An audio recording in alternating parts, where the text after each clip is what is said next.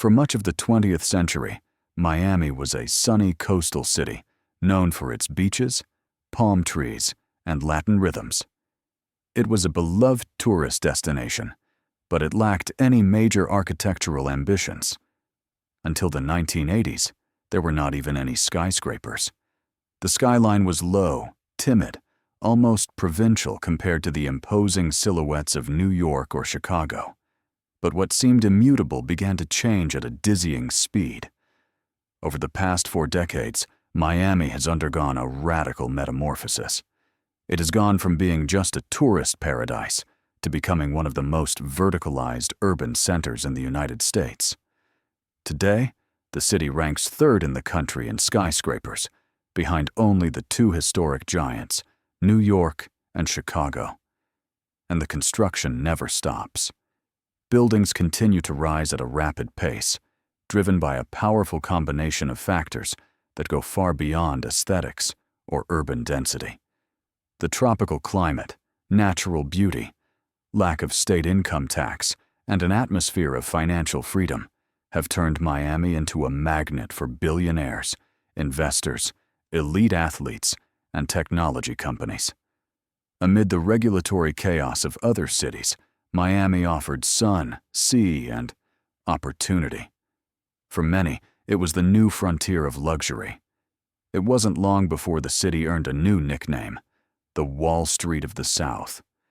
The volume of capital that migrated to the region was so significant that banks and asset managers themselves began to move entire operations here.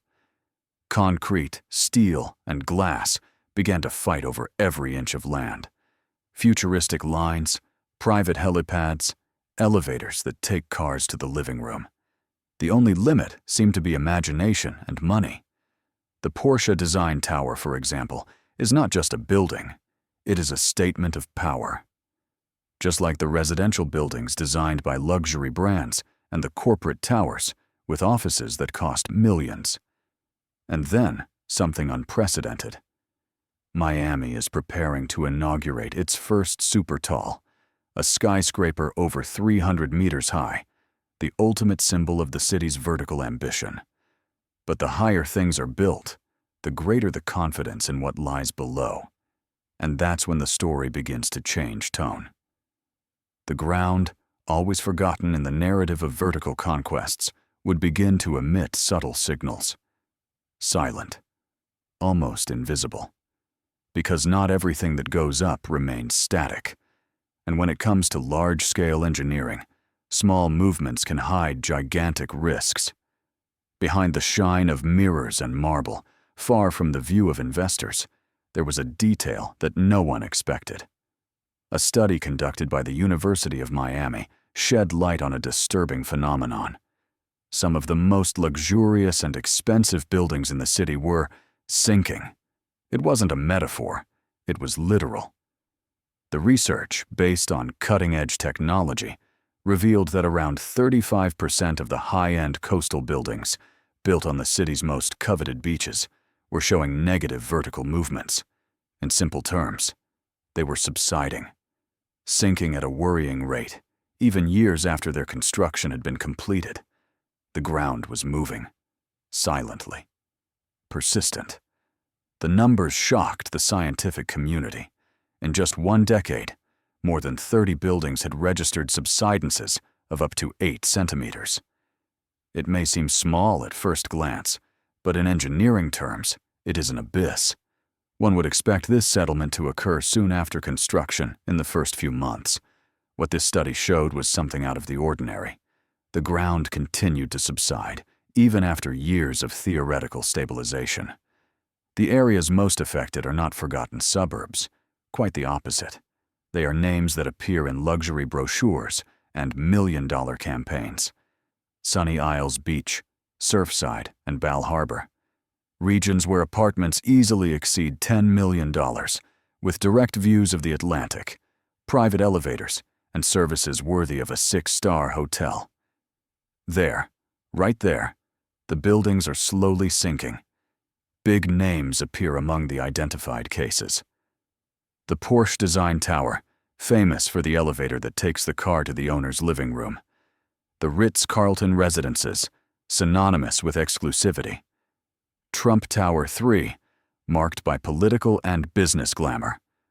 All showed signs of downgrading, some uniformly, others irregularly, which is even more dangerous. And then, a city that had learned to always look up began to suspect what was hidden below. The question became inevitable. Why is this happening? Is it the fault of the engineers, the builders, the soil, or something even deeper and more difficult to control? The study did not bring alarm or hysteria, but the data was objective, cruel in its precision. And although the eyes continued to be enchanted by the mirrored facades, the foundations were restless. The silence coming from below was a geological whisper that threatened to turn into a scream. And the city, for the first time in decades, began to listen. When a building sinks, the mind searches for a visible culprit, a miscalculation, a negligent engineer, a construction flaw. But the real culprit for this phenomenon in Miami is more slippery, almost invisible. The problem lies in the soil, or rather, in what it hides. Beneath the monumental foundations of these skyscrapers, there is a type of treacherous subsoil composed of porous limestone known as oolite, mixed with layers of sand. Unlike the rock masses of other cities, this limestone is light, permeable, and full of small voids and naturally formed tunnels. Sand, on the other hand, has a tendency to reorganize itself under pressure, and together, these two characteristics make Miami's soil highly vulnerable to deformation over time. But nature does not work alone. There are human factors that aggravate this scenario. One of them is creep deformation.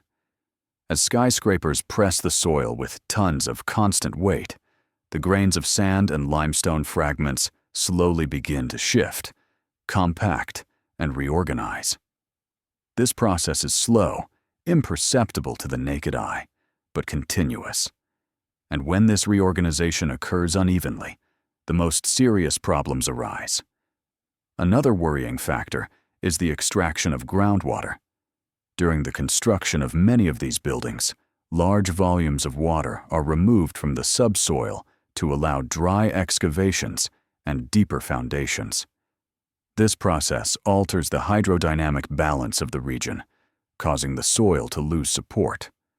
With less water between the limestone pores, its internal structure collapses more easily. And then there is the issue of rainwater injection. In Miami, it is common to redirect rainwater underground. The intention is to relieve the drainage system, but the side effects can be catastrophic. When this water, often a mixture of fresh and salt water, comes into contact with the limestone, it triggers chemical reactions that accelerate its corrosion. What was once a porous base now begins to crumble. This combination of factors creates a silent enemy. There are no explosions, no visible cracks at first. The building seems stable, firm, until it begins to give way, 1 centimeter at a time. And when part of the structure sinks more than another, we enter the realm of differential subsidence, the most feared by engineers. Because the weight of the structure begins to redistribute itself unevenly, the columns become stressed, the concrete cracks, and the stability of the entire building is at risk. Miami, in its rush to grow, built upwards without always looking deeply enough down. And now, beneath the ground that seemed solid, there throbs a constant reminder of geological complexity, a reminder that in engineering, the invisible can be more dangerous than the visible. For a long time, the small movements of Miami's skyscrapers went unnoticed. Human eyes do not perceive millimeters, and even regular visual inspections, no matter how rigorous, cannot capture changes as subtle as a subsidence of 2 or 3 millimeters per year. But science, quietly and persistently, has developed an eye capable of seeing what seemed impossible. That's where INSAR, interferometric synthetic aperture radar, comes in. a sophisticated space technology that uses satellite images to detect deformations in the Earth's surface with millimeter precision. Satellites fly over the same area repeatedly, capturing images on different dates. Through interferometry, these records are compared, and any movement, no matter how small, is revealed. It was with this technique that researchers at the University of Miami exposed an uncomfortable truth. Many buildings in the city continued to sink even years after their construction, and in some cases, unevenly. The gravity of this finding was not only in the numbers, but in what they meant. A structure can settle in the first few months, but if the movement continues years later, it is a sign of prolonged instability and increasing risk. INSAR showed what the eyes could not see, and more than that, it offered a tool for the future, the possibility of continuously monitoring buildings, anticipating failures, and taking preventive action. But the reaction was not always positive. Part of the real estate sector tried to discredit the data.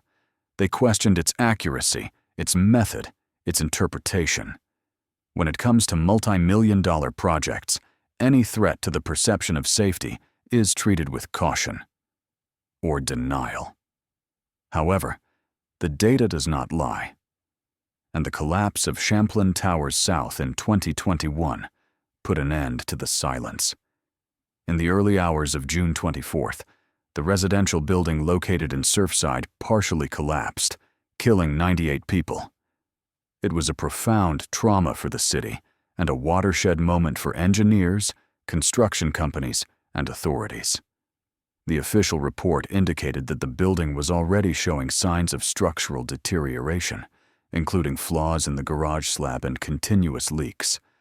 But the tragedy was not just an isolated case. It was the symptom of something bigger. After the collapse, attention turned urgently to the INSAR data, and what was seen was worrying. Other buildings in similar areas showed signs of movement, albeit discreet. The eyes of the satellites became indispensable watchdogs. Engineering no longer depended solely on static calculations. Now, it needed dynamic, constant, real-time monitoring. Technology became an ally, but the challenge was greater than interpreting graphs. It was convincing managers, developers, and politicians that a building is not eternal on its own, that even the most imposing constructions can bend in the face of time, soil, and human error. And that, in this new chapter of modern urbanization, ignoring the data can cost lives. While the eyes of the world turn to the sky over Miami, its foundations continue to emit warning signals. The contrast between architectural glory and geotechnical risk is as striking as it is inevitable. Engineers now walk a tightrope. On one side, vertical progress.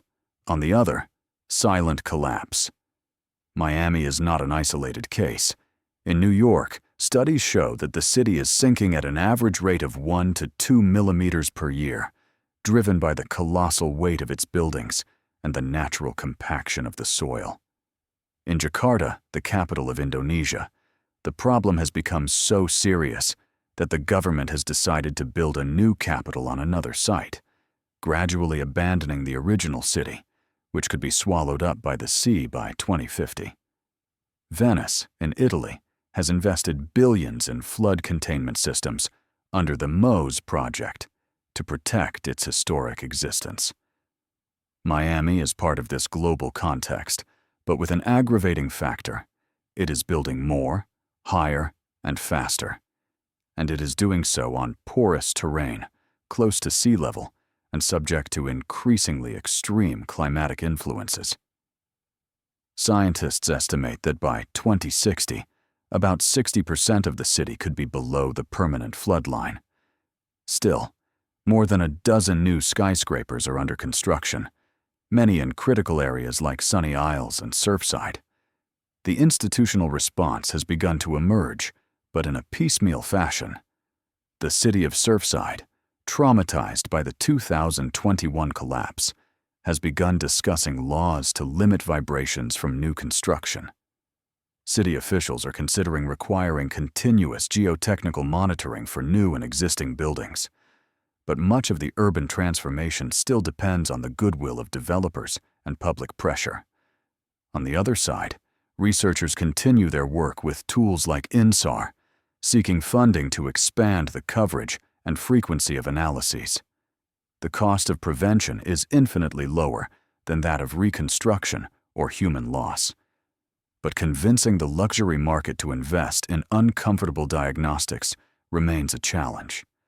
There is no reason to panic yet.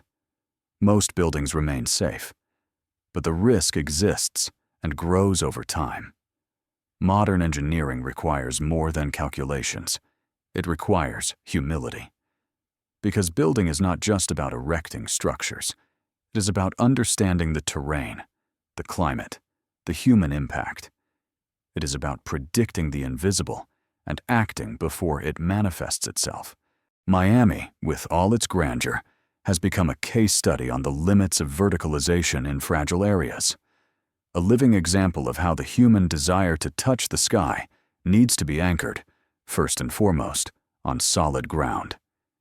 And this ground, as we are now learning, also has its own plans. If this story impacted you in any way, show that you value content like this. Like the video, so that more people can learn about this surprising reality. Comment below. Did you ever imagine that something like this could happen in a city like Miami? Share it with your friends. This is a conversation that needs to get out of the bubble. And of course, subscribe to the channel so you don't miss real stories that shock, teach, and make you think.